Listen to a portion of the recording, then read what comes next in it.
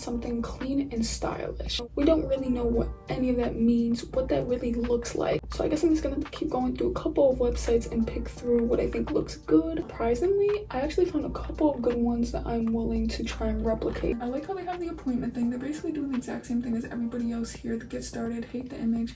You know what, this one isn't bad though when it comes to the about us section.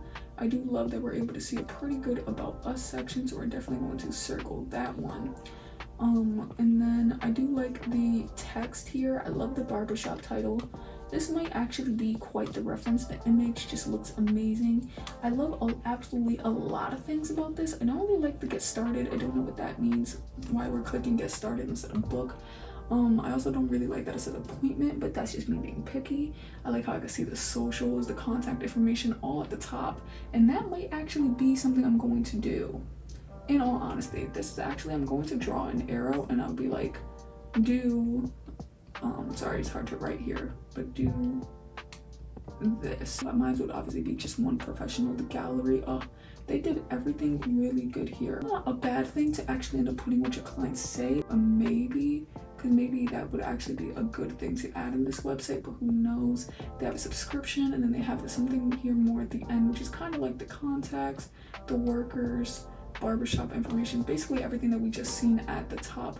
Now is once again here at the bottom we have major services. I love this. I love the font for everything, the way everything is coming out. This might actually be quite the replication. This one might be the one I'm really going to be considering. So now I'm jumping back to my notes, and I actually came up with the coloring that I want this website to look like. So we're gonna do more of like the last one that you guys ended up seeing, how there was like black and gold. So we're gonna end up switching mine to be a little bit more like blackish, lighter gray, but instead of the gold being gold, it will be blue. So I feel like that's the way I want to make this website, for one, because blue is my favorite color. Marcus, of course, did not tell us exactly how he wanted it to be done. So we're gonna be trying to use some replicas of the ones that I like, some of the things that I like from certain websites, some of the things I like from a different website, and kind of blend them together. And I got 3 of them for like a grayish black or black, so we're gonna just trial and error to see what really matches together. But honestly, no matter what, it is going to pop, I believe, because you got blue and black with each other, man. It's gonna stand out. Thinking about for the fonts, I think you can never go wrong with a sans serif, because you know it comes off modern, it comes off stylistic, and that's kind of what Marcus, I feel like, was trying to lean towards when we were discussing about what this should be. Discussing about, by the way, yeah, just remember discussing about. That wraps up episode 3, y'all. Give me a round of applause, man. We are getting closer and closer to what we want this website to look like. And starting in episode 4, we are actually going to sketch a layout for this website. And you heard me right, we're going to grab this book. I do not know how to draw, so this is going to probably be the best part, because this is going to come out looking horrific. But as long as I can read it, then we got it down pat. But I'm gonna flip to this side of the book for episode 4, and we are literally going to sketch the way I want this website to look. And I think I have such a good idea of it.